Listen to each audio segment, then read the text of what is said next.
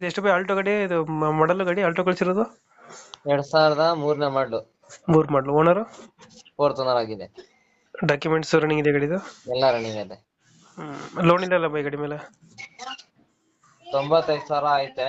ಹ್ಮ್. Loan ಏನಿಲ್ಲ. Loan ಇಲ್ಲ? ಇಲ್ಲ ಇಲ್ಲ. ರನ್ನಿಂಗ್ ಆಗಿರೋದು ಎಷ್ಟು ಗಾಡಿ ಇದು?